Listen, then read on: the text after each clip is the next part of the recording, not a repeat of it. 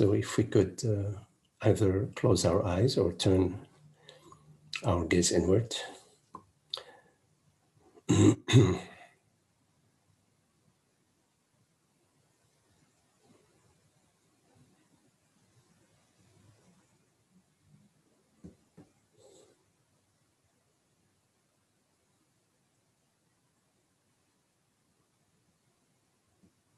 And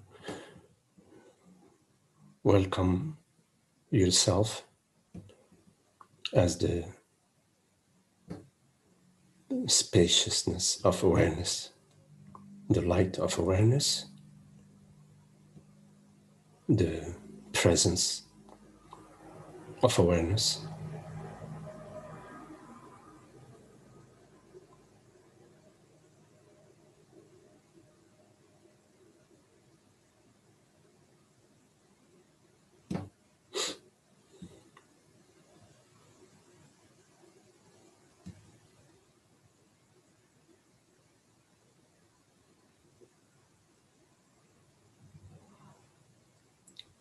Know yourself as that aware presence,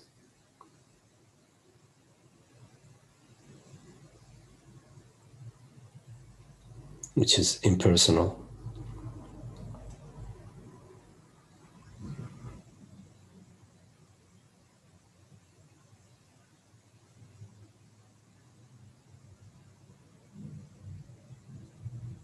that in your experience, which is unborn,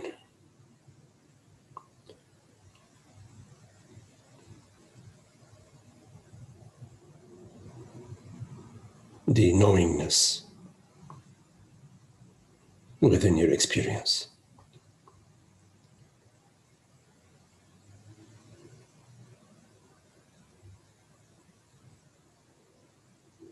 Via which all thoughts, all perceptions, and all bodily sensations are known.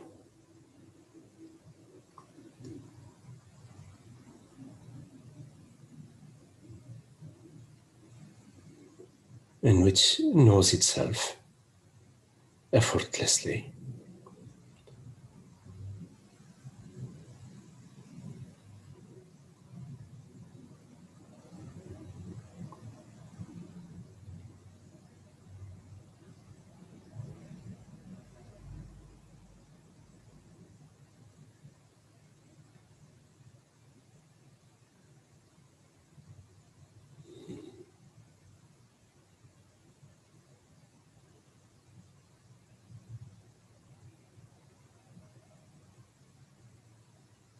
Every thought that arises to you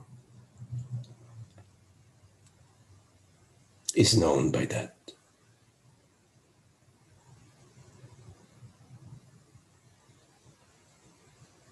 Aware presence.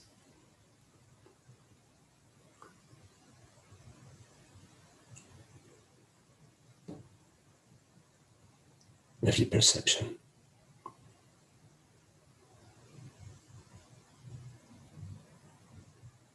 Every bodily sensation.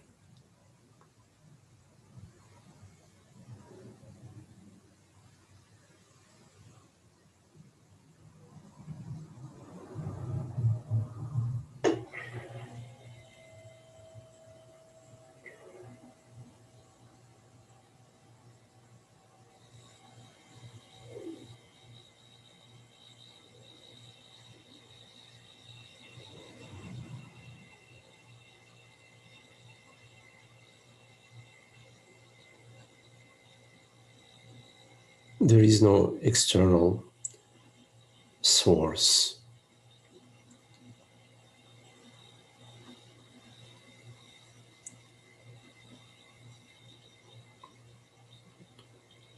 No other reality but the reality of consciousness.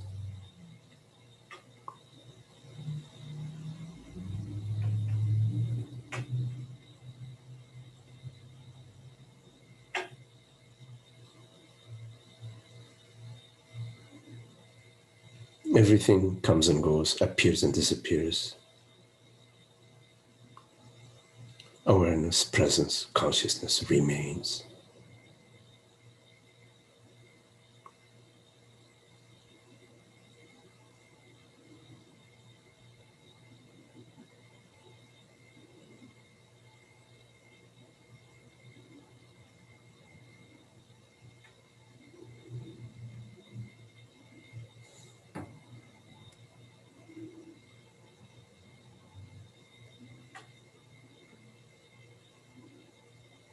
Notice that out of this still aware presence,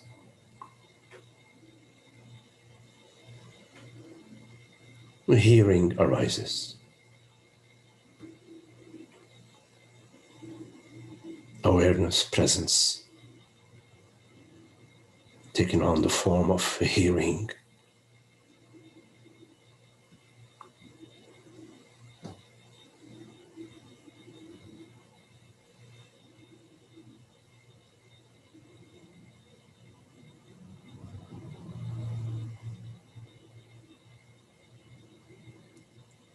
Although thought may say or may arise saying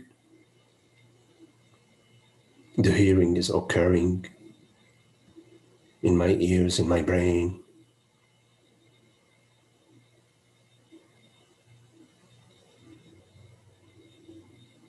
in fact, hearing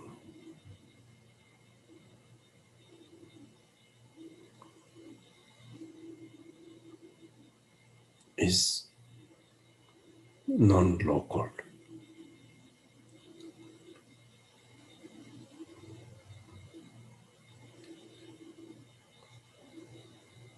It is as if the entire spaciousness realm of awareness is vibrating or is dancing as hearing.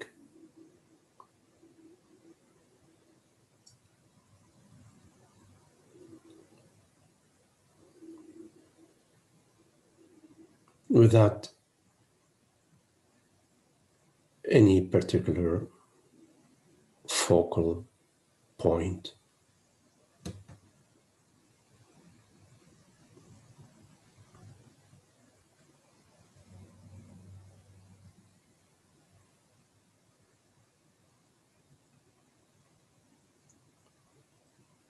Although a thought may arise giving a certain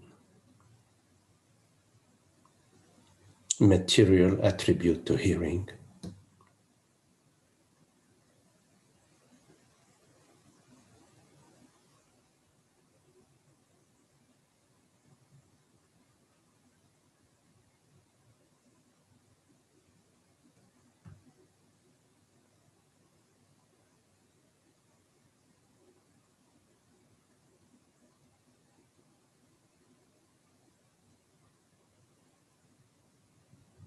the substance of hearing is non-material.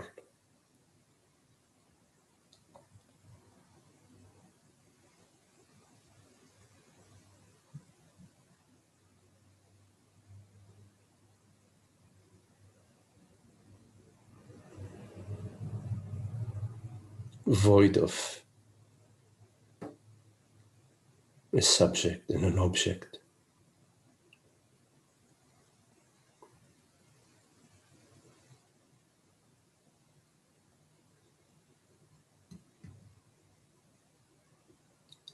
As if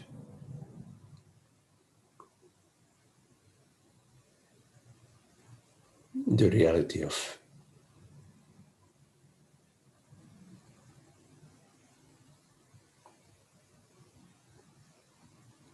being presence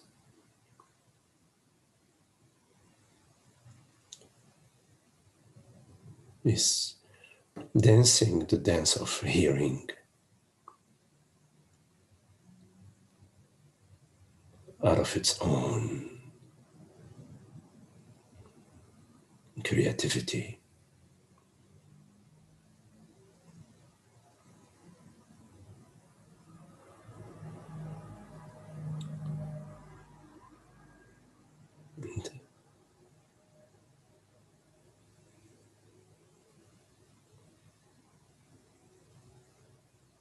And as it's performing this dance,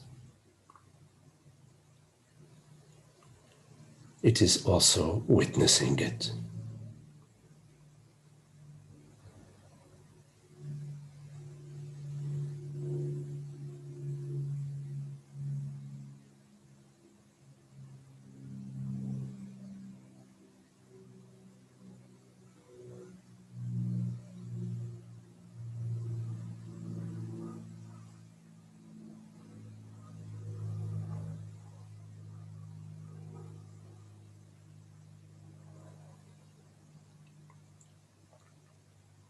Similarly, a sensation that may arise within your body,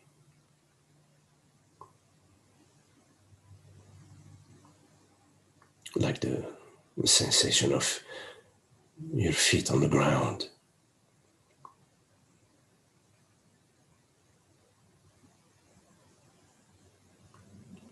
A thought may arise, pointing to feet and the ground.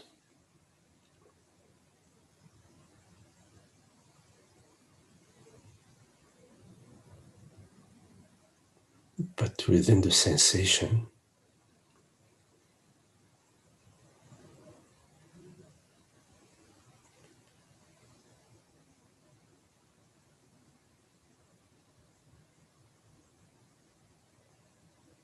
you will not find any feet or any ground.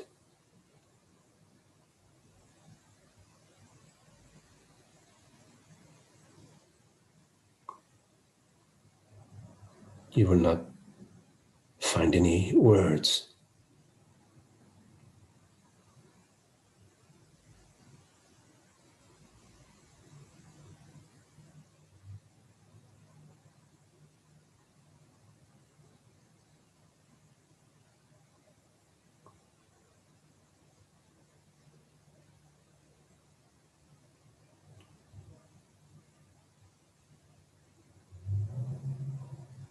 You will not find a particular location within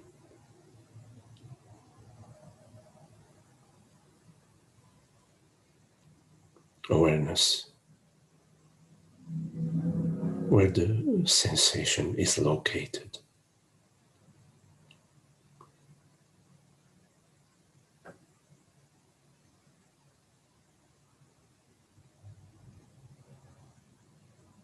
It is as if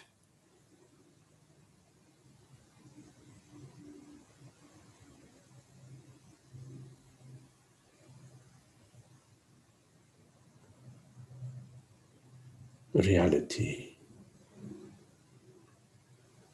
awareness,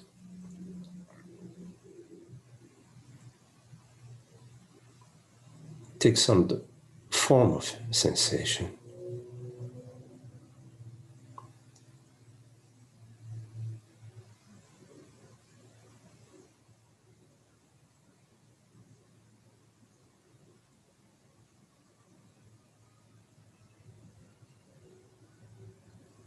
Out of its own creativity.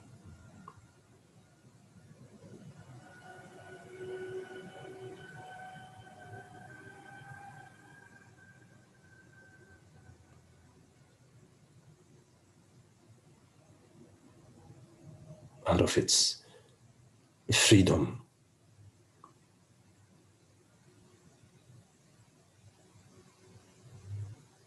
Out of its sense of play.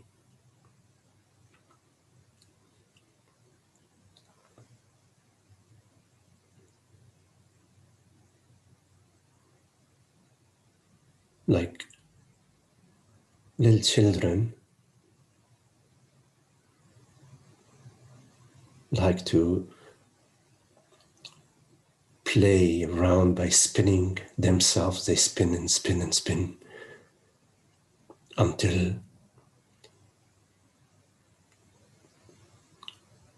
they lose their balance and experience that sense of imbalance.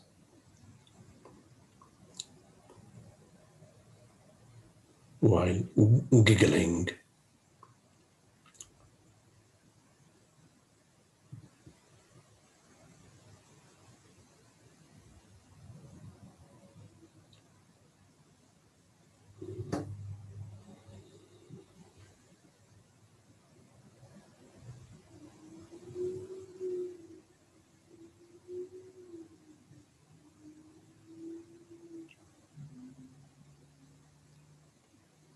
there is zero distance between awareness and sensation.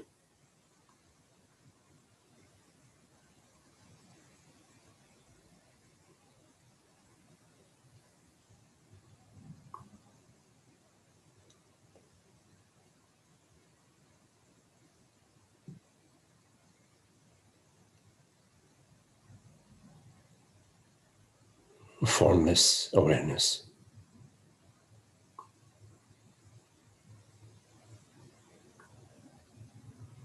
Does not become a form.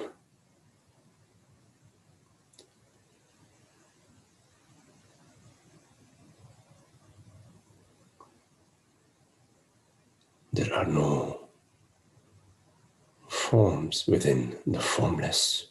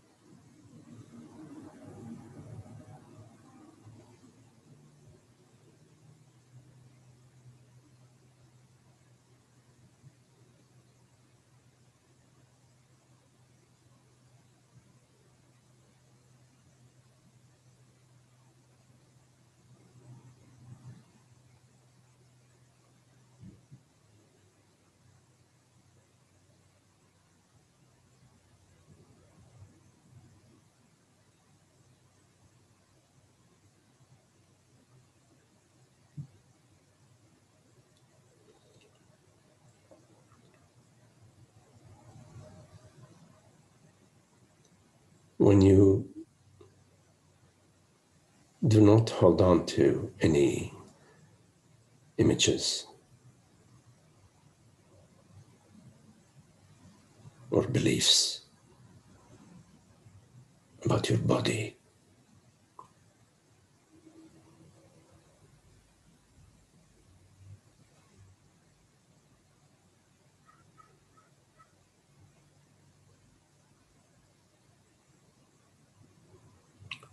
your body is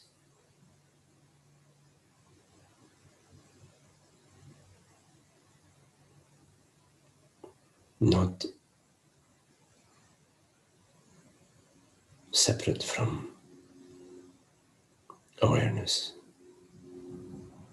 It is none other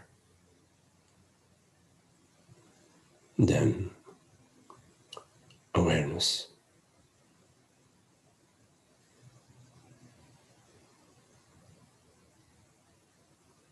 If you let go of the concept of weight and density,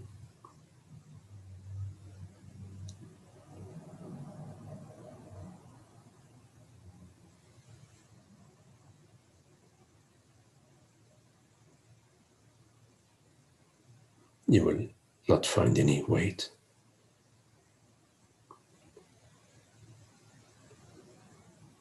or density.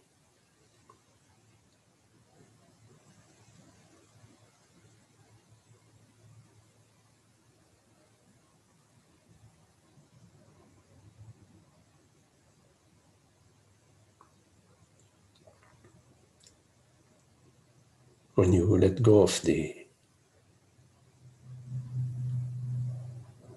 image of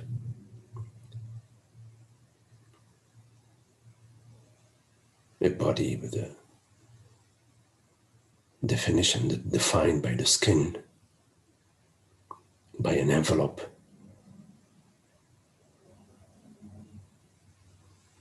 And you go to your experience, your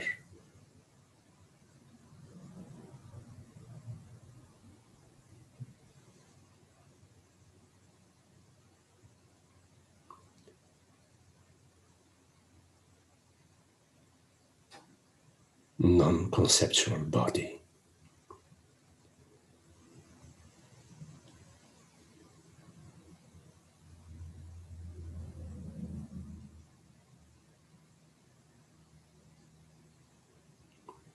You will not find any skin, any borders.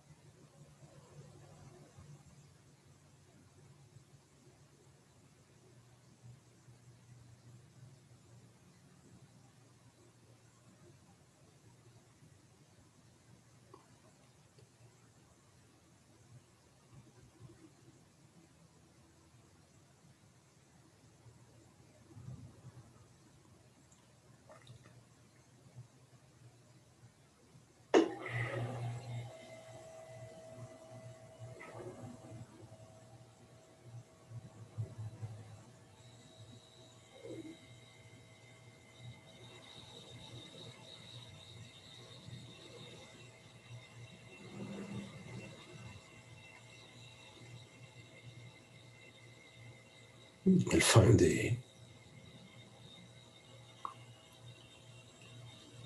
entire world is your body.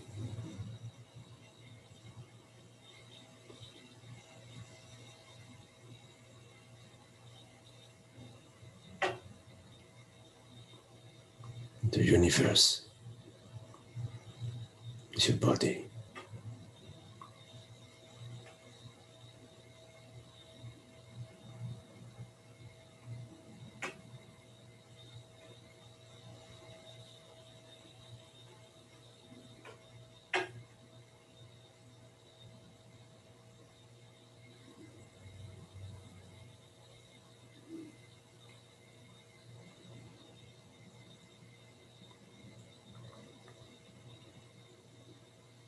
When you are not holding on to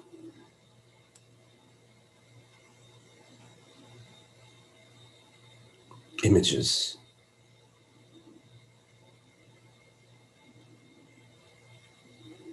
about yourself,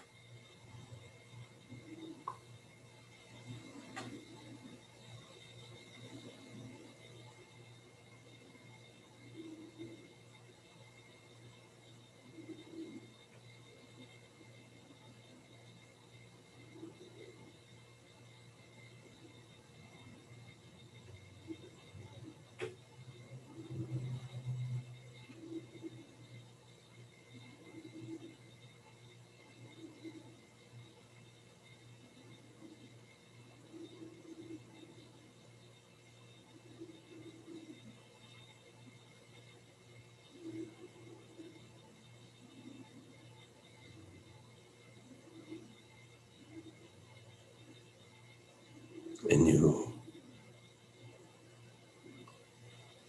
allow this imagelessness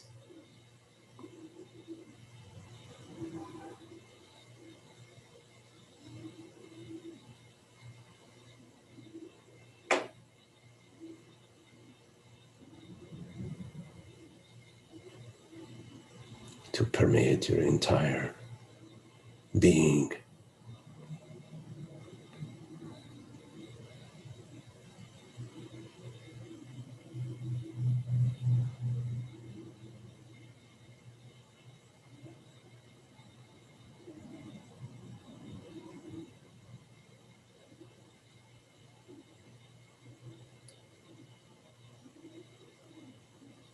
You return to your true image.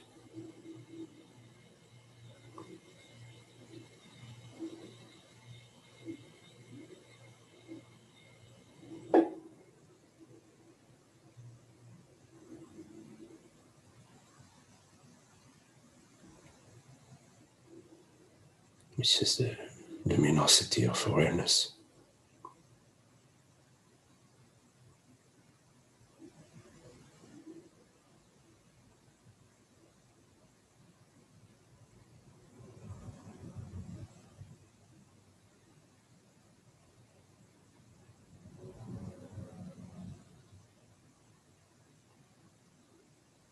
Which is your true home.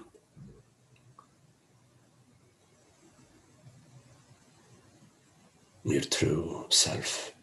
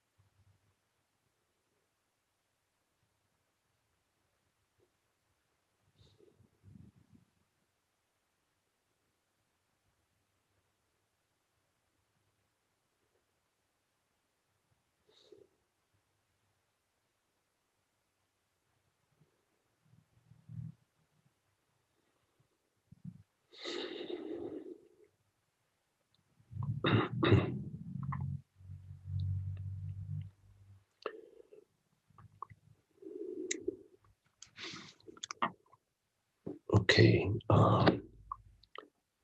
If there are any questions, please go ahead. Just make sure you unmute your mic, and you're welcome to turn on your video. So, any questions? Hi, Magdi. This is Sunita. Hello, Sunita. I had a question. Is there anything beyond awareness?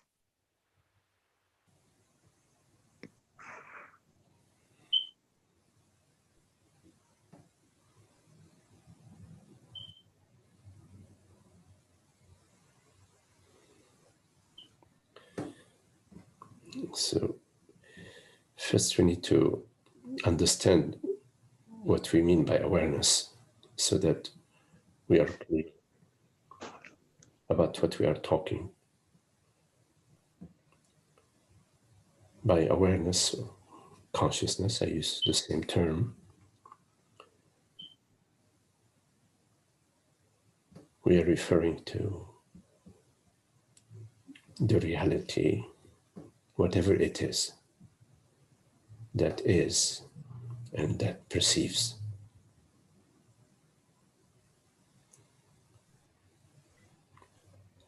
That which does not come and go, that which does not change depending on circumstances, is not subject to time and space or conditions. Now,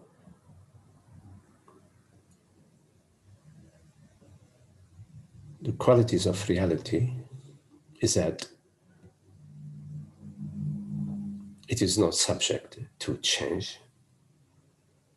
It's not subject to time and space. There isn't more of it tomorrow than there was of it yesterday. And it's changeless. It is the same.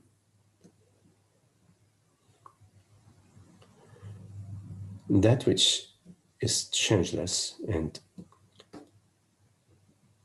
is also ever present, meaning eternal, cannot be an object, whether subtle or gross object, because objects are limited in time and space and are not eternal and are not infinite. They are caused, they're not causeless.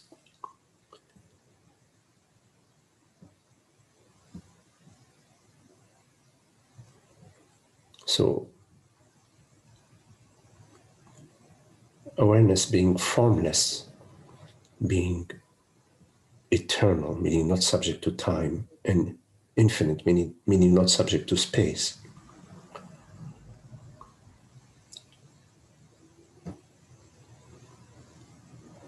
There is nothing objective that can be beyond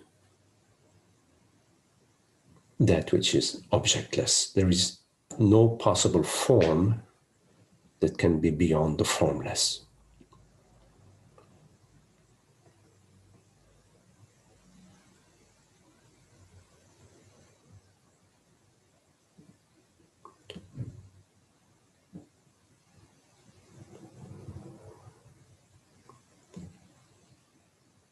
Although awareness takes on the form of this conversation right now, hearing, sensing, perceiving, it remains as it is. It remains formless. So the form is a sort of impression within awareness. Awareness does not change as it's dancing, as it's manifesting.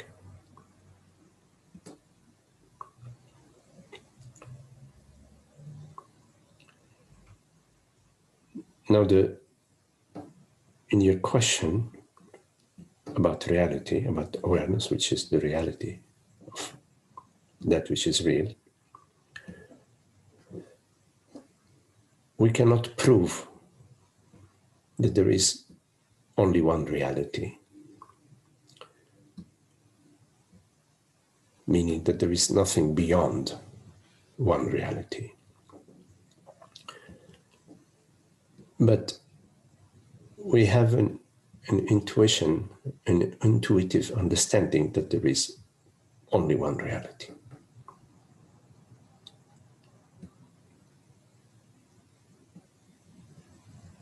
This intuition that we have that there is only one reality is because we are that. Now, from a reasoning point of view, if there was a reality beyond the reality of awareness, let's call it reality 2, something would know that.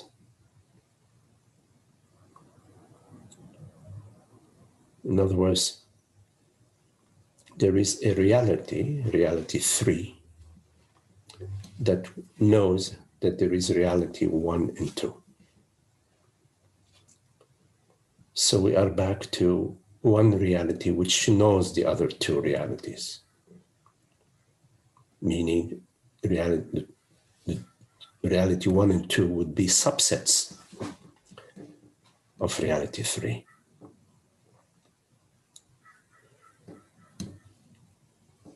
Which brings us back to one reality. Now, although there is one reality, this does not mean that there is only one mind. There are infinite minds, and there is infinite potential, infinite creativity within that one reality. The human window is just one teeny tiny window, instrument within the creative potential of reality. You follow what I'm saying? Yeah.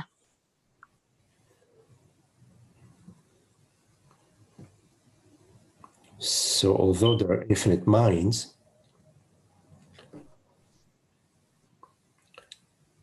all minds refer to that one reality, the reality of awareness. There is no mind outside of awareness. In other words, the reality of all minds, or any particular mind, is awareness. You can remove the mind out of the awareness, but you cannot remove awareness.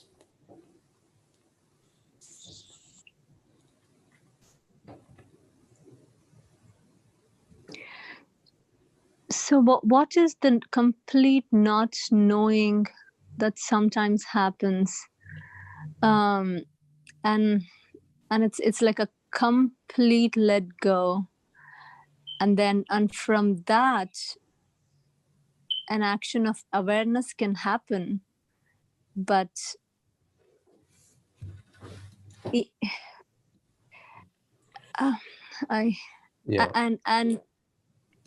go ahead. When you are focused on any object, that which is focused upon the object is awareness. And when you defocus out of any object, it is that very awareness that defocuses out of an object, of any object. The focusing of awareness, which we refer to as attention, or the defocusing of awareness, doesn't alter awareness in any way. Mm-hmm. That's in the terms of focusing and defocusing. But whenever awareness assumes itself to be something, anything, to be a body, mind, to be an object, to be any form, whenever awareness adopts that model, then awareness is confusing itself with the instrument of its creation. Whenever you assume yourself to be Sunita, at that moment, it has nothing to do with focusing or unfocusing. It is identification. Identification is different from focusing. Mm-hmm. Whenever there is identification, at that moment, consciousness is experiencing itself limited to Sunita's body-mind.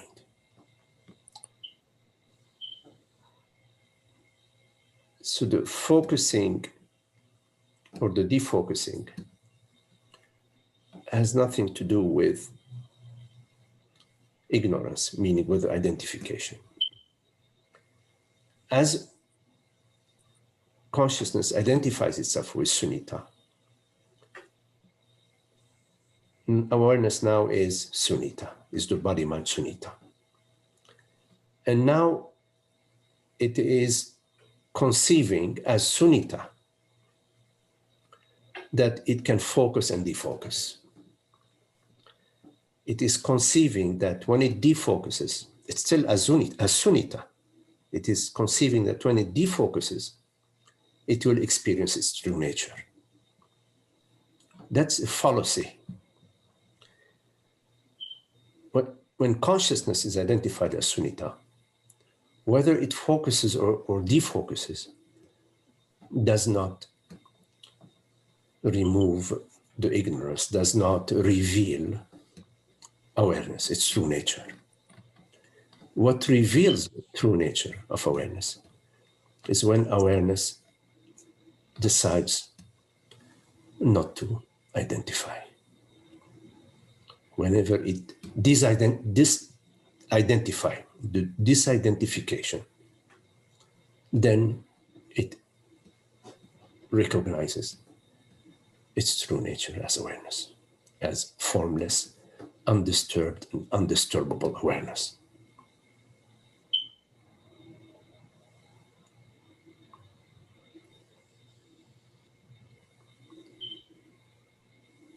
So the non-doing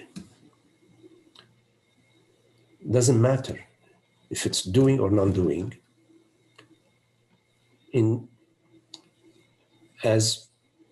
What matters is what is the actor? Where is the action of doing or not doing coming from? If the action of doing or not doing is coming from sunnita, then sunnita is still on board. Now, having said that,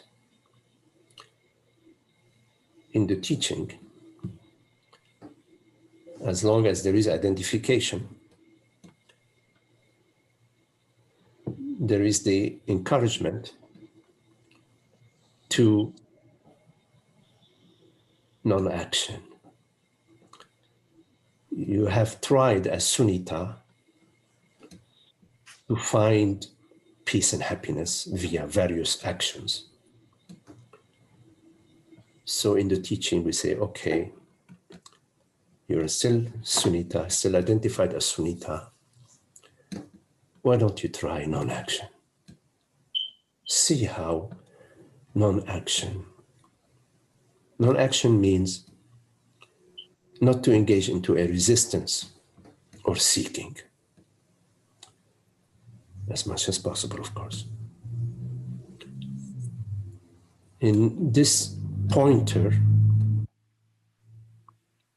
it is not the direct path pointer, but it's a pointer that is helpful to give you an experience, the experience of undisturbability in the face of seemingly disturbing situations. The undisturbability that you will experience in the face of this seemingly disturbing situation will come to you more and more as you engage in non-action, as you remain still, allowing, accepting, rather than seeking and resisting.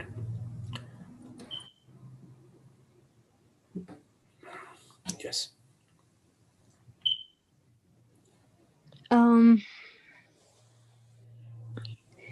Yeah.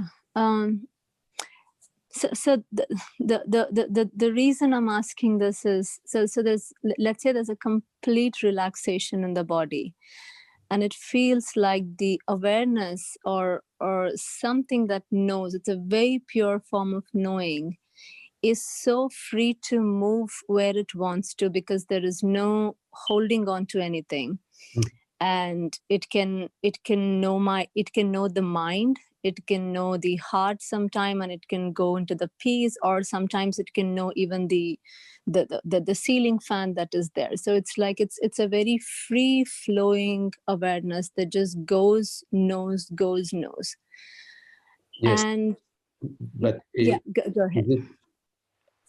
As long as it's impersonal. Yes, it's very impersonal. It's yes, and then it's and sometimes it's there is no choice to move the awareness in any direction, because as soon as I try to say I want to move it somewhere, I come in. Like there's a very subtle control. So which this is completely in the now, in the moment. Yes. And I don't know what the next moment is, but then something is guiding, and that freeness, that free flow is. It is guiding. It is guiding itself. But yes, something. Yeah, it's guiding but then, itself like a child that is playing in the playground is guiding itself. Yes, it's guiding itself, and right actions happen without anybody trying to drive it. Yes. And simple actions, and I'm not saying something extremely climactic that I'm doing great, like simple. Okay. Yes. And then that's so there is that fluidity of that awareness that goes in all places, everywhere, all feelings, good, bad, whatever that is. And since there is no identification or holding on, there is no I don't like, nothing wants to resist it or anything, because there's no identification. And then if but so that is happening. However, sometimes there's something that the awareness tries to know, but it knows it cannot know anything. It's like a shift that happens. Like I'm talking to you one moment, and then next moment it kind of knows nothing, and then again it knows you, it knows nothing. And that and even if I let go of even that even let go of that, there is this complete, I don't know what it is, because you see, it just feels like it's the awareness is some kind of an action that is like it's not even an action. I don't even know what word to say. Awareness is something that's happened in the sense it's aware. There is an action of being aware. But even beyond that, if I even relax into that, there is absolutely no knowing. And it's no existence, or again, I'm putting words into it because I don't know what to talk about it. And I don't know what it is. I mean, because I don't know how to explain this, Magdi. I'm falling short of words. Yes.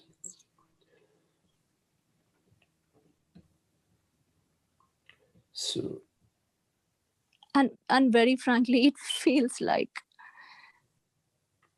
feels no existence. It feels like a death. And it's scary, but then it's initially it used to be scary, but then because it's something is slowly, like, it's melting, even aware, like yeah.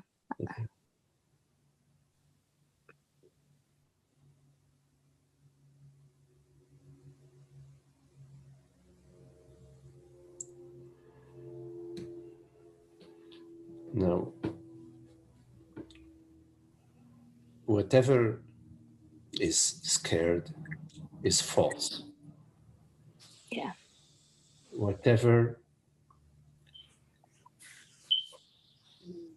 feels like it's about to die is false. whatever dies is false. Whatever is born is false. So, although there are no words really to speak in completely about reality, awareness, consciousness,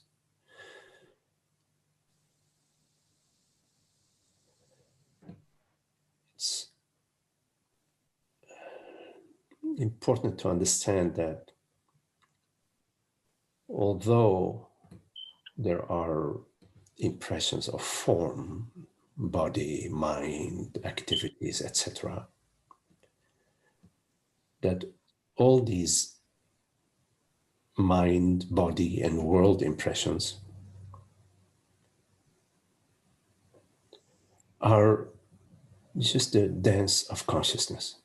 They are, the reality is consciousness that is playing that play, playing the play of minds, of worlds, of universes, of bodies, etc.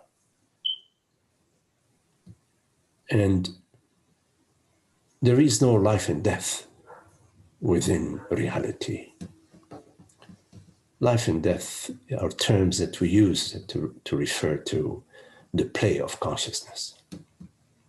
For example, consciousness will make this move, and then that move ends and it will do this move. So we say, oh, there is life and death. But within consciousness, there is no division, no separations, nothing. There is no separate realities.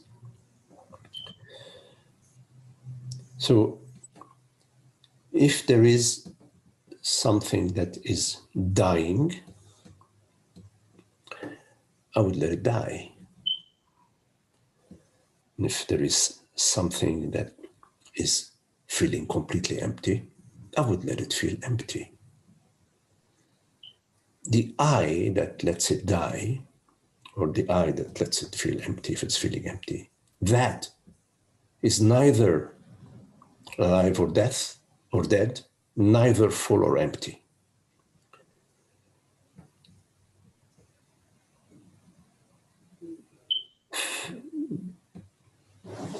The experience of emptiness is only in contrast with the experience of non-emptiness, which are both relative.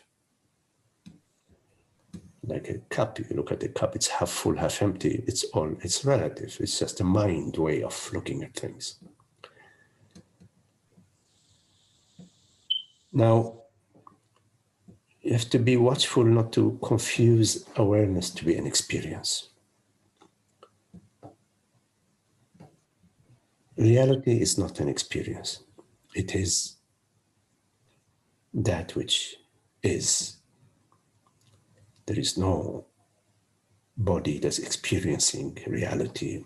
Reality is our reality, the reality of I, the reality of the world, the reality of the mind, the reality of the oak tree, the reality of the rivers, the reality of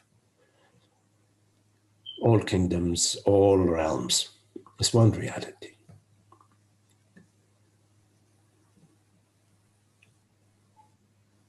So I would say, do not make a big deal out of the images that appear on the screen, whichever way they are, whatever form they take.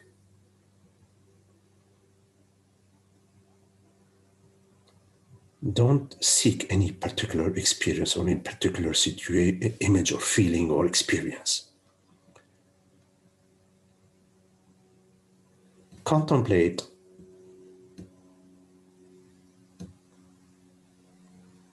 that I is Sunita and there is no other reality. I is consciousness, and there is no other reality. Sunita is a body-mind, a female form that was named Sunita by mom and dad. No problem. That's the name of the body-mind. The name of this town is Temecula. The name of my car is Toyota, whatever. But in terms of reality, there is only one reality, which is the reality of I, of consciousness, not Sunita. Not Sunita. Sunita is the realm of experience, the realm of existence. Reality, consciousness, is the realm of awareness, reality, not existence. Existence is an arising. Like in your night dream, there is all sorts of arising within your dream mind, your night mind. It is an arising out of awareness, out of the reality. But it is not an actual separate arising. There isn't an actuality, there isn't like a separate reality that is referred to as existence. So don't make a big deal out of existence or non-existence, because existence and non-existence still belong to the realm of experience, to the realm of mind, to the realm of the body, to the realm of the world. They do not refer to the realm of reality, of awareness, consciousness.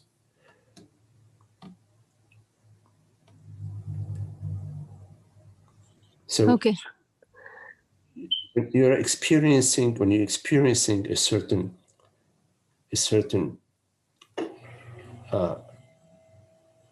whatever experience you're experiencing, it is composed of existence. It's composed of sensations and thoughts and images. No, during that time, there is no image, there is no thought. It's completely still. There's actually no sensation, and there is.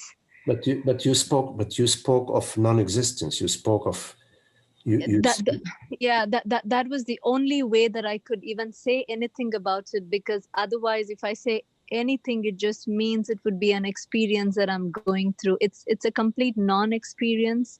Well, and I don't know. I don't know what I don't know. So if you are not speaking about an experience, and there is no such thing as a non-experience. If you're speaking about an experience, okay. If you're not speaking about the experience, any experience, then it's just awareness, just presence, just being. But if you're speaking about a non-experience, then you're speaking about an experience which is a non-experience. But I understand that's not what you're talking about. I'm just speaking in terms of. Yeah, I understand what you're saying. Yes. But yeah. Yes. So either it is experience, which could also be called non-experience, which would be an experience, or it's just presence, awareness, peace. So if the peace, if there is no disturbance, then it is awareness, reality, presence. There is a disturbance, any sort of, then it is an experience, whether you call it experience or non-experience. Yeah. Experience. And it's not a problem that there is an experience. The problem is only to give value to the experience, a value that relates to I consciousness. In other words, that this experience has to be this way, has to take on this form or that form, so that I consciousness feel happy, feel satisfied, feel okay. So the experience doesn't matter whether it's an experience or non-experience, doesn't matter, as long as it is not given a power over I awareness, I consciousness. Okay.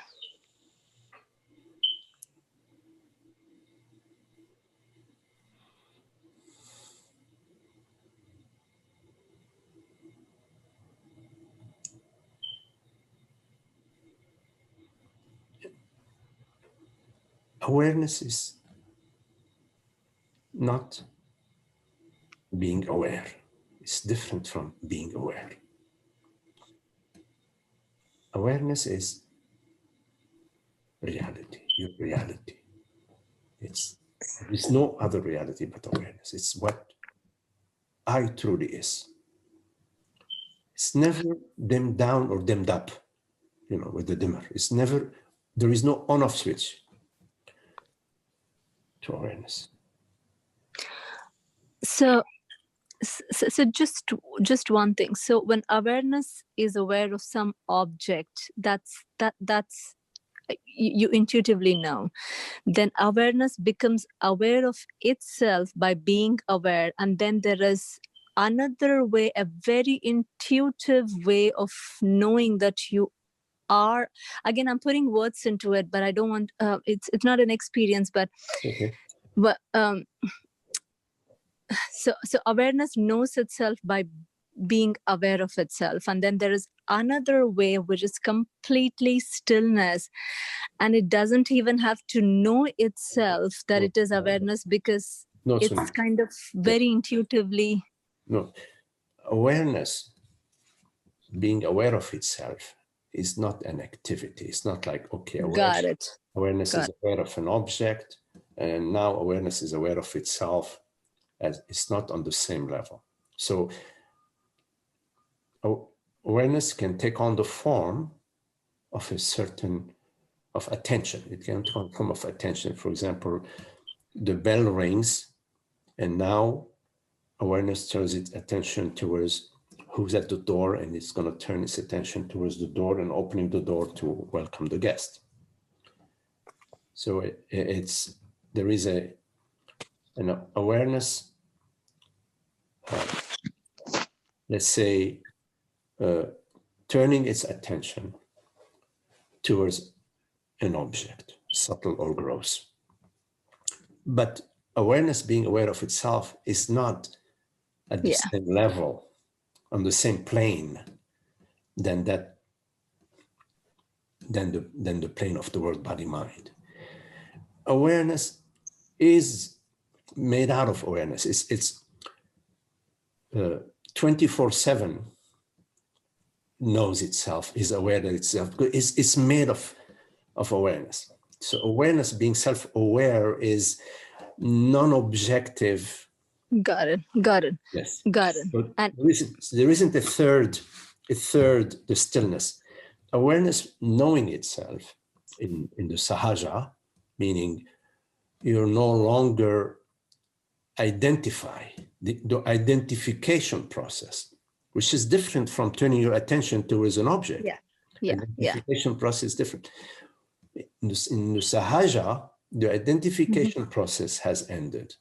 And the stillness, which was on board between the moments of identification, is no longer interrupted by identification. So the point I'm making is there isn't a third dimension of the stillness. Awareness is stillness, is peace, is that which is beyond cause and effect. It's not in the realm of cause and effect. It's the silence, the true silence, the silent stillness of being, which is interrupted by identification. It is not interrupted by turning your attention to changing the oil on your car, or cooking a meal for cooking dinner, or anything like that, or having to work in the office on whatever, it's not interrupted. Activity does not interrupt this awareness. It is identification, ignorance, which interrupts awareness as a way of speaking, although awareness is never interrupted. I see. Got it.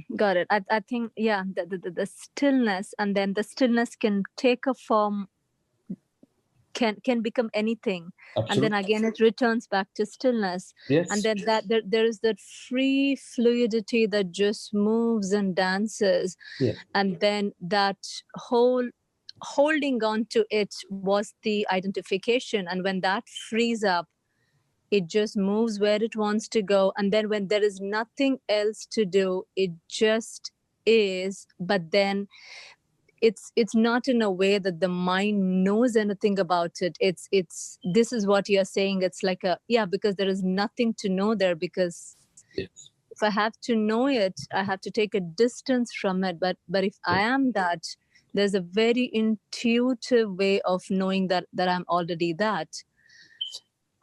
Got it. Oh my God. Okay, got it. I see. And the experience of that in our experience is experience of peace. So we speak of the peace within, and there may be activity on the surface, but the peace is not disturbed.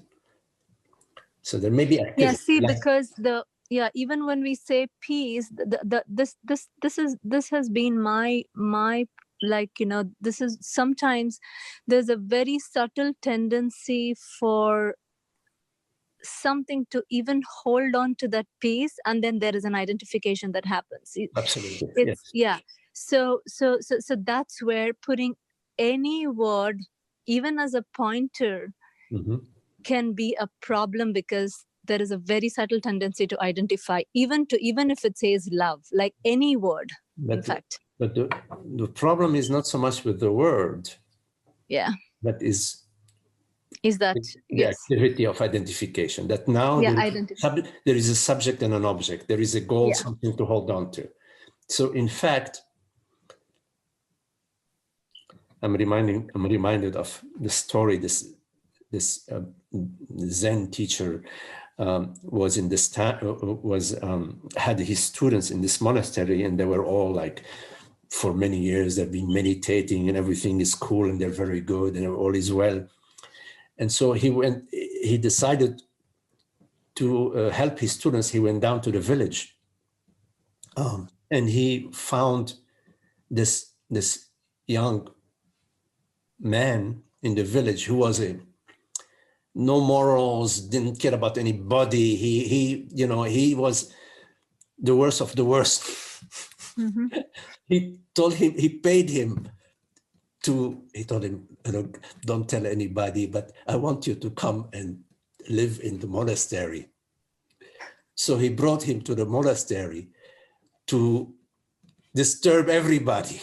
He would not wash his dishes. He would put his feet on the table, whatever, This is coming to mind. In fact, the reason it's coming to mind is because if the word peace is disturbing you, is creating a problem, don't be careful not to just get rid of that word so that your problem now is resolved. The problem is not the word, is the subject that now is, if you remove the word peace, you have not removed the subject. You just remove the object, maybe, but there'll be another object, because the subject is looking for objects.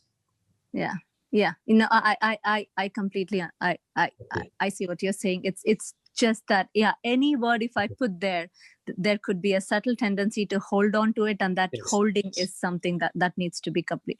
So the whole of this path, then, I mean, this is what it was always. I mean, right from when I was a kid, and this whole this whole path was all about removing that middle filter or middle identification process. Well, it's not so much about removing it, but seeing its falsehood. It falls off itself, It falls off itself. Yeah, of itself. When you realize that, in fact, is this awareness, is a presence. It has no name, no gender. Of course, there is a body mind. It's not a problem. Like we have a cat, there is a dog, there is a pet, whatever. But it drops off itself once you realize that awareness is my reality, and awareness is not a result of a body-mind, is not created by thought or created by the body-mind or by the world. You see? Yeah. So, and this freedom of realizing that will make the awareness or whatever that is driving even utilize our body mind in a very beautiful way without getting stuck at it. It still has the wisdom that my mind had. It still had the love that I have for my kids. yes, absolutely. And everything without just holding on. It just goes in moment by moment, uses whatever it needs to use, whether it's my body, mind, whatever it needs to use. Yes. So the obstacles are removed. So in your life, in your love, the obstacles, the fears, the concerns, or are removed, and your mind, the mind worrying about yesterday, tomorrow, what's going to happen, is all the obstacles are removed. So when the obstacles are removed in your life, there is love and wisdom and intelligence that just flows. Got yes. it. Got it. But there is a realization, and then there is the second part of acclimatization, because there is a knowing, but then the body still has not gotten used to this, so it sometimes automatically goes and tries to hold on, and then it's just a seeing, and then it releases itself. Then again, it sometimes just happens without probably it's a habit. Yes. Did you join the meditation today?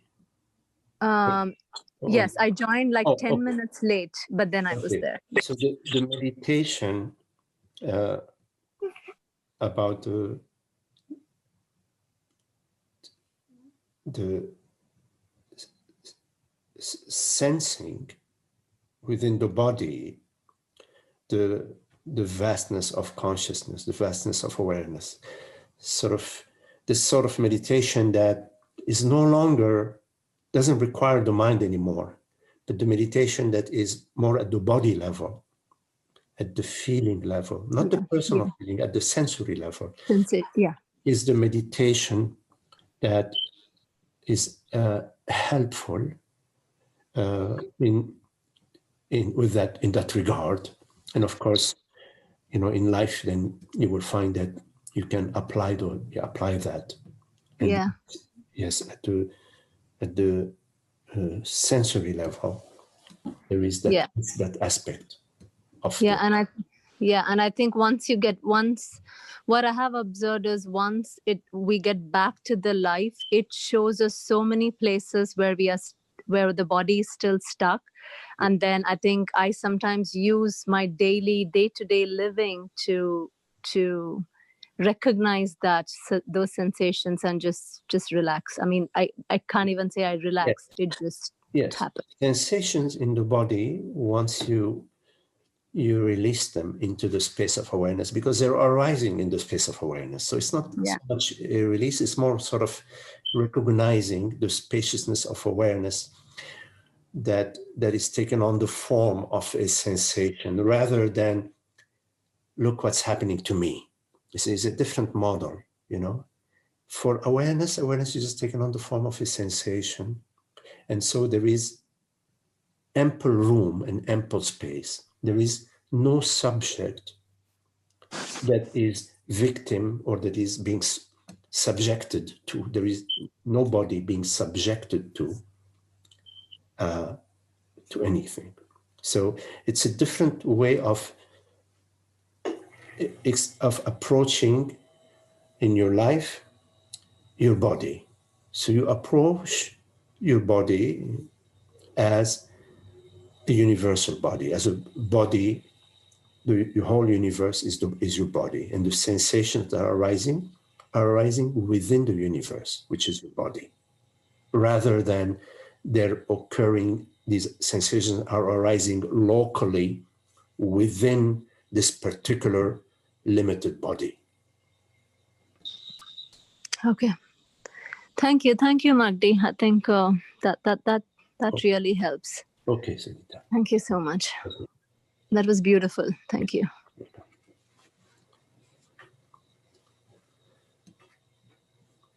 I have a question that was sent to me, but any questions here? Or? Okay, so this question, dear Magdi, I have become more. Oops, one moment. Maybe in the chat room, I thought I saw.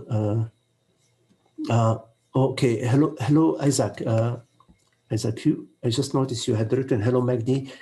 Is the mind does the mind capable of any knowing?" No. This is a very good question, an important question also, Isaac. Now, let's be clear about what we mean by the mind. Okay? We all experience thoughts, meaning we perceive thoughts, we perceive various perceptions, we perceive various bodily sensations. We perceive images, we perceive memories. So we perceive our experiences, we perceive sensations, perceptions, and thoughts, meditations. Now, there is no, we don't perceive a mind. We don't perceive a mind. No. But by mind, we use the word mind to refer to thoughts, sensations, and perceptions. That's what we refer to mind. In a broader sense, in a more limited sense, we refer to mind, we use the word mind to refer to thoughts. Mm-hmm. But I use the term mind in a broader sense to refer to thoughts, sensations, and perceptions, which are observables. In other words, you perceive thoughts, you perceive sensations, you perceive meditations, you perceive objects. They don't know you. You know them, right? Yeah, they are like mechanical, no? They are objects. The object, it's like a machine. It's something mechanical. Yes, you could say, some are more mechanical than others. For example, a rock. When you look at a rock, at a stone, it's not too mechanical. But when you look at a river, flowing river, it's a little bit more mechanical than a rock, as a way of speaking. Yeah. But either way, Isaac, they are objects of your perceptions. They are not knowing, they are known. Mm-hmm. That which is knowing is that which perceives, which always is I awareness. Mm-hmm. So knowingness is inherent to presence. Mm-hmm. Presence meaning I, that which is aware, is knowing, which is Satchit, in the Indian mm-hmm. tradition, the Satchitananda. Sat is presence, I, and Chit is awareness, knowingness. So knowingness and awareness, knowingness and presence go hand in hand. Mm-hmm. The mind is that which is perceived. But the mind can know something? Let's say... No, the mind it's not capable of knowing, no? No, knowingness only belongs to awareness. But there are different kind of knowings. Let's say, yes, I know this, I know that. Of course, yes? Okay. There is objective knowing. There is knowing that, for example, that a car when it runs out of fuel, you need to put some fuel in it. There is a knowing that 2 + 2 = 4. There is a knowing that we are human beings, and there are cats and dogs. So there is objective knowing. Okay, there is also, which is knowing about the world. There is knowing. It's in the mind. Let's say it's part of the mind, the processes or function. No, it's out of the mind. There is no mind, Isaac. There is no mind. Okay. Where is your mind? Oh, yeah. I was thinking about like the brain, you know, like the Oh, mechanical. there is a brain. Oh, brain. Oh, yeah, of course. Every skull, every human skull, and many animal skulls, there is a brain inside. And in the computer, there is a CPU. It's the brain of the computer. So the brain knows something? No, the brain is an instrument. The brain is part of the machine. It's part of the machine, mechanical. It's part of the machine. It has a different function than the eyes. It has a different function than the ears, a different function than the fingers. It is more of it has a function that is related to all the body and all the world. It has a function, but it's a mechanical function. There is no mind. Yes, there is a brain, and the brain has some functions, and there is a nose, it has functions, and the tongue has functions, and every cell in the body has a function. The hair has a function. Your eyebrows have a function. I'm not sure what the function of the eyebrows. I was asking Tara. She told me it makes you look good. Oh, well. Right. So yes, but it's good, important to understand that, Isaac. There is no mind, but there is awareness. Awareness is not mind. Mind we refer to as that which we perceive. A thought. It's a way of speaking. We use it's a conceptual word, mind. And it's very confusing, no? Because it has been used in so many ways, or you're right. It's been used incorrectly. A lot of people believe that there is a mind. They believe that there is a mind. So, I don't know. Somewhere they believe that there is a mind inside the brain. There is a mind. I don't know, something like that. Yeah, a lot of maybe most people believe that. I don't know. I'm not sure. But but once you understand, the confusion will stop. You need to understand that when we say mind, we're not referring to there is a mind somewhere. I don't know. Where will, I've never met a mind. But there are thoughts. For example, I love you. That's a thought, and also, of course, it's a feeling, Today is Tuesday. That's a thought. So we perceive thoughts, perceptions, and objects. We perceive the car, we perceive the table, we perceive a banana, we perceive an apple, right? But Magdi, where is the knowing how to drive a car? Where is that knowing? Say it's a kind of knowing, no? That what? What is driving a car? Let's say, for instance. Oh yes. So that's a mechanical. The body can be trained. To like you can program a computer. For example, you have a computer. You can write a program in the computer, and then the computer can play music, or can play a video for you. So the body, you can program the body. For example, if you go to the circus, there are some people who they can walk on a rope on a on a rope those people. They train. You can train. You can train an elephant also. They do by repeating the same. Yes, so, yes. So we learn. We learn to. Yeah, we learn. The body mind can be trained. It's different from it's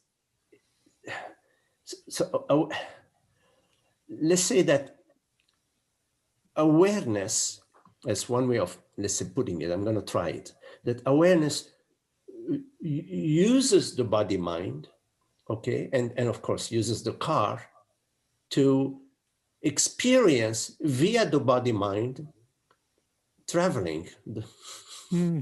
Because you do experience perception when you travel, for example, to San Jose, when you travel, you experience when you go to the ocean, you experience the ocean. So the body mind is an instrument, and the car is an instrument too. You see, and they work together, and they work together. Yes. all of it, everything that is perceived is the mind.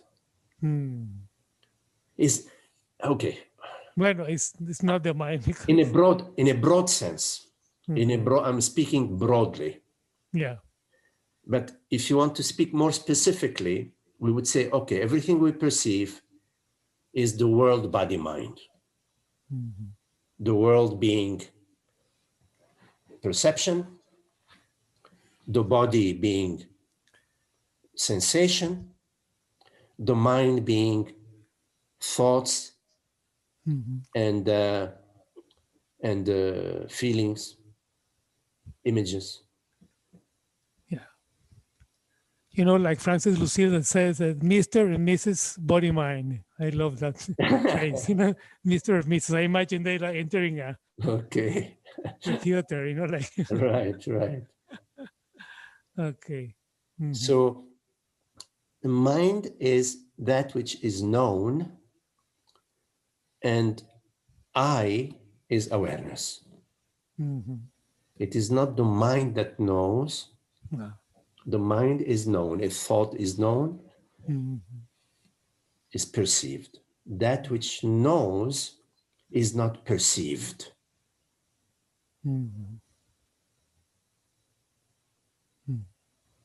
Awareness does not perceive itself objectively. It is itself. It is, its beingness is its knowingness. Okay. Yeah.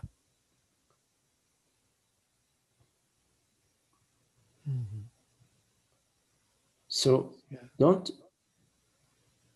worry about the mind, whatever that is. Okay? Just keep returning to I awareness.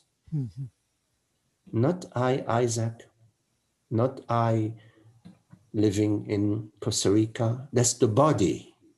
That's the body. I awareness. I reality.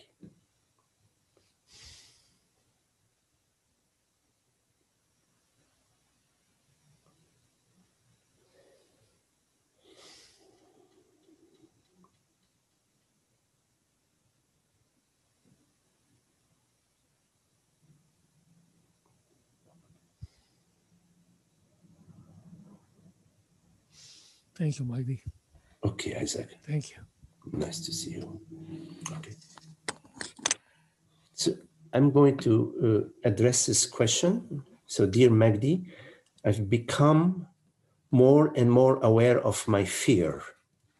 I feel like I box myself in and I freeze when situations make me uncomfortable, and fear is at the root.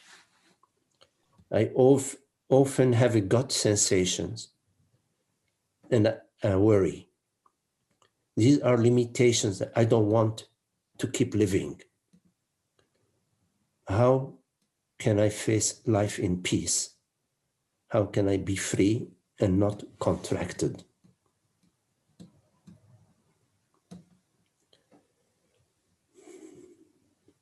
Yes. Yes, none of us likes to live in fear and to feel this feeling boxed and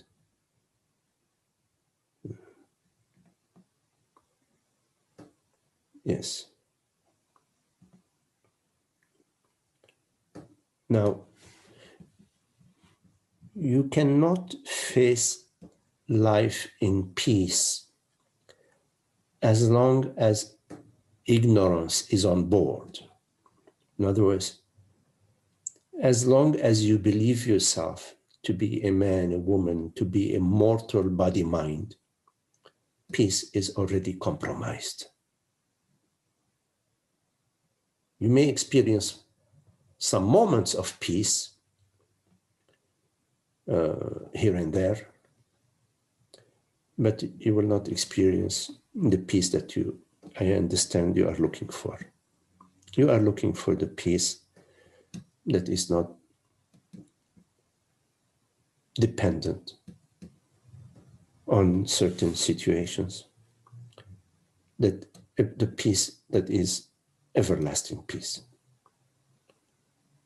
So you need to understand that fear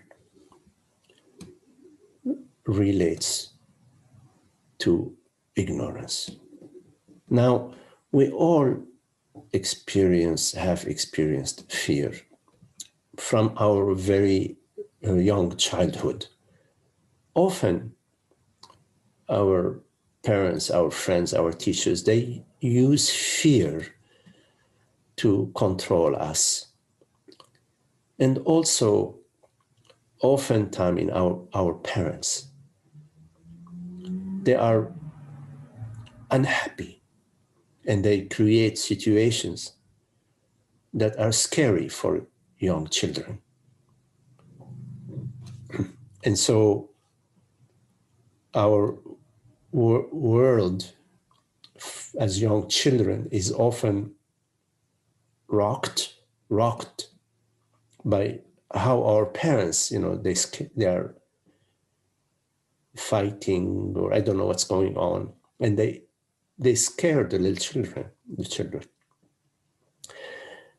So fear, we start even with the innocence. In our innocence, we experience the fear.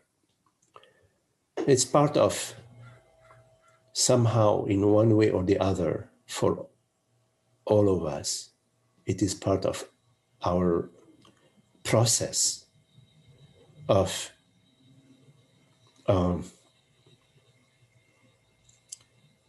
the personal self, the ego, develops in learning how to deal with various fears, with various situations. So we develop a good ego when we can be in situations that are slightly fearful, but we are managing okay, more or less. So it's part of the development of the ego meaning how to operate in the world that is challenging to us. But at some point, we turn our attention towards how to become free of the fear. And this is what your question is. So although fear has its place in our life, at some point, it becomes a tool for us to come to the freedom, our innate freedom. Now, what's important to understand is that fear arises to you as both bodily sensations, you say freezing, and thoughts, oh my God, what's going to happen to me? See? And usually when we experience that,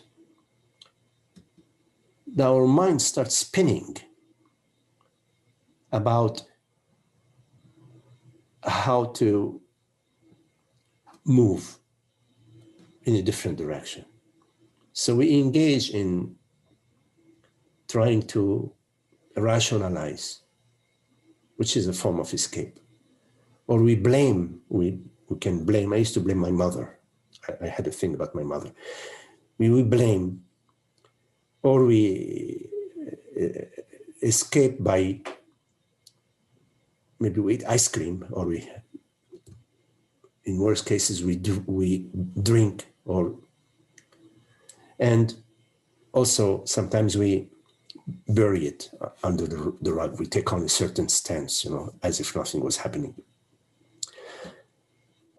Or we start spinning about the past and the future and why, and I did this and he did that and she did this and she did that.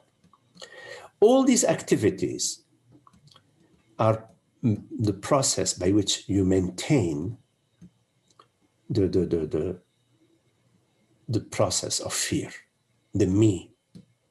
Because at the core of the fear is there is the me, something is happening to me, the separate self.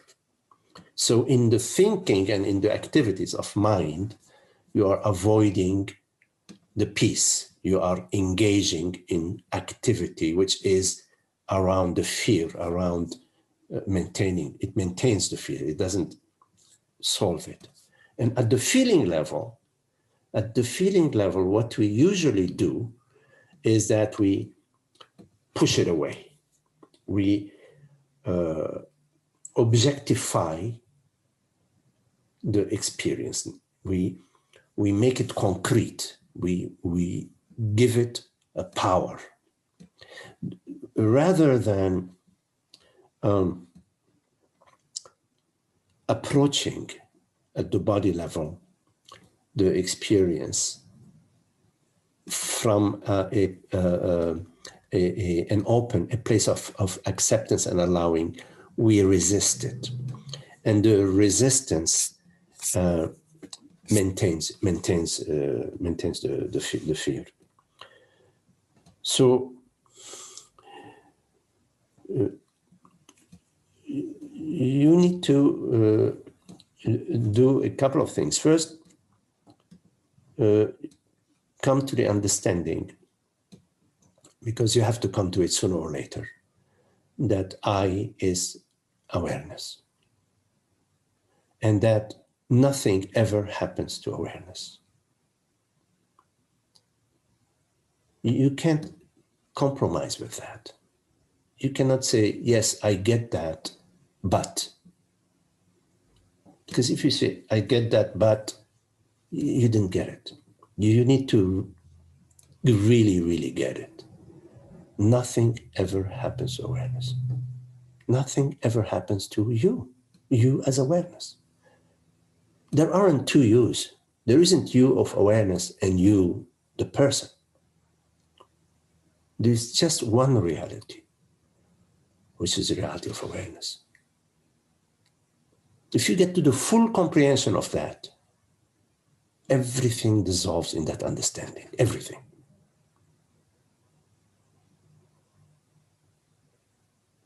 Now, in the meantime, as the fear arises, remain still. Don't poke the beehive with a stick. The bees will come out and they will sting you.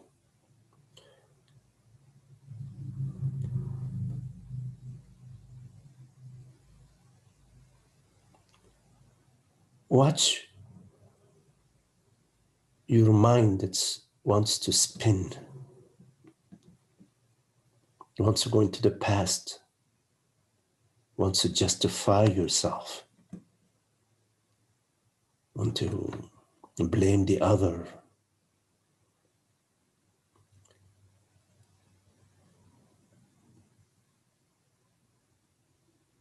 Remain still.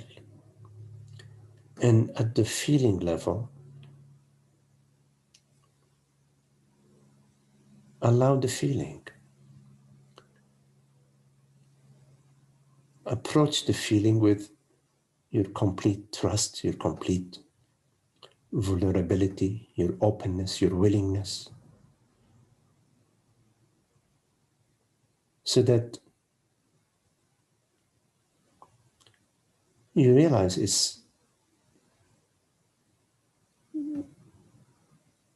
its nature is not as solid as it seemed to be from a distance.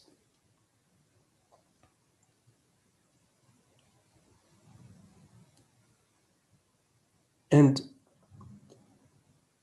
as much as possible, whenever fear arises, give yourself a little time to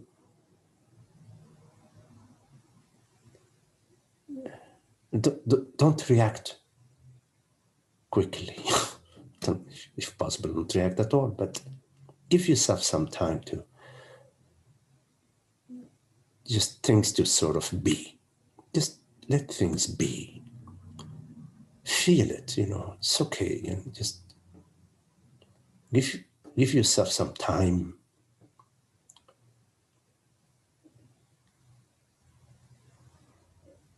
For the fear to sort of reveal a little bit itself. Don't fight it.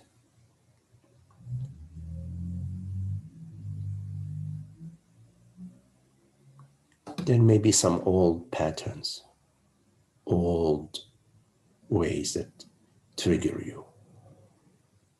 Certain situations, they trigger the fear in you.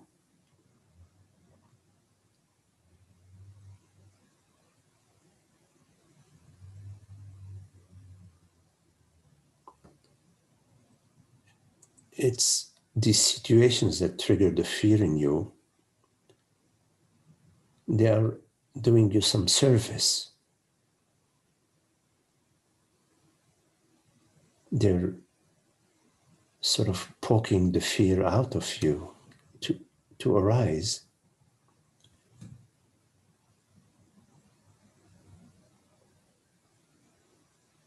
And they're not arising to hurt you. It's arising to be liberated, to dissolve, to be seen how powerless they are, those fears. They're powerless. Notice how powerless they are. By allowing them, looking at them, feeling what's going on. So that their hidden power is diminishes.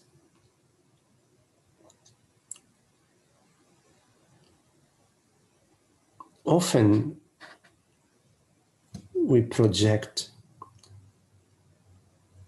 some scenarios in the future, and that's part of our fear. Don't project. When you need to think about tomorrow, the situation will present itself telling you, okay, hey, listen, you need to plan something for tomorrow. Otherwise, remain not knowing. Whatever happened in the past that may right now be triggering some fears in you is already done.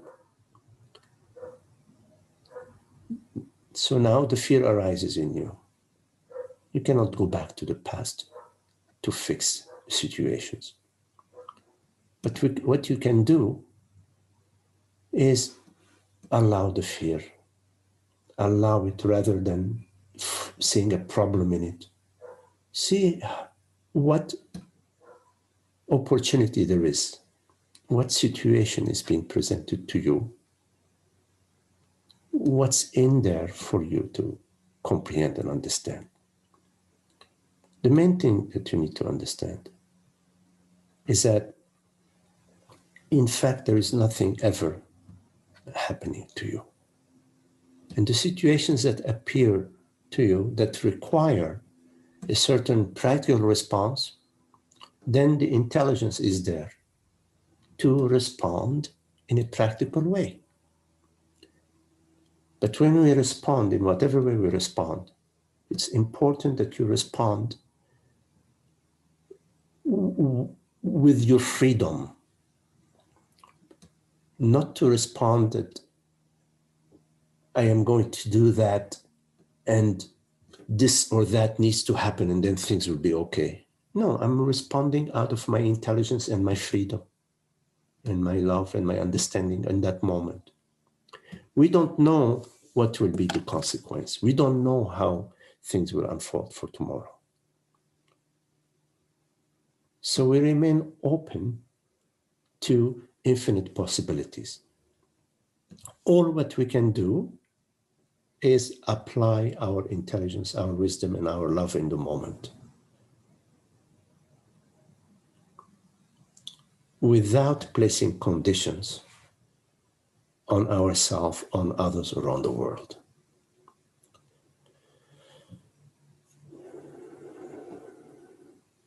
So fear is not an enemy. Don't make it an enemy.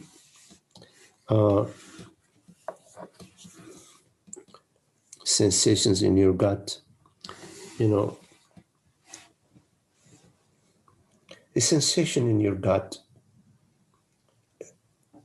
can sound like a really awful thing, but it's not. It's just a freaking sensation. So don't aim to be a sensation free, sensation in the gut free. If sensation arises in whatever, it's the sensation. Experience it, it's okay. It doesn't all have to be sweet sensations. Whatever sensation it is, how you approach it is what matters much more than what the sensation is. You approach it with your openness, your love, your freedom, your welcoming. Welcoming doesn't mean here you are, come and stay, come and stay. No, welcoming is just, okay, I see you, I recognize you. You're free to come and go as you wish. The sensation is not such a big deal if you don't give it too much importance.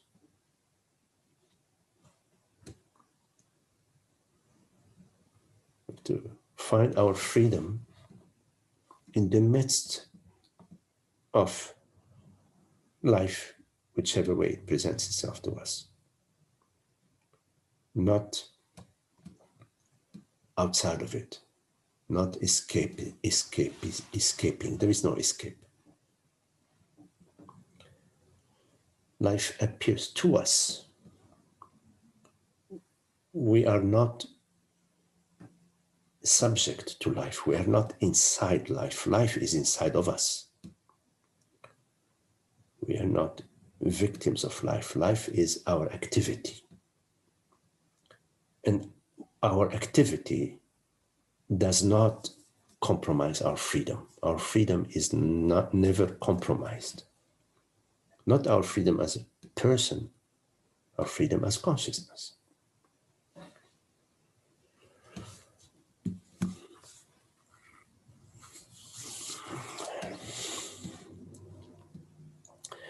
Any questions?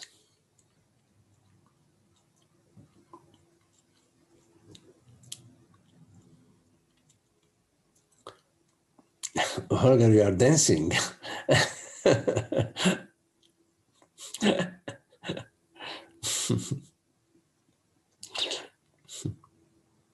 You covered a lot of ground.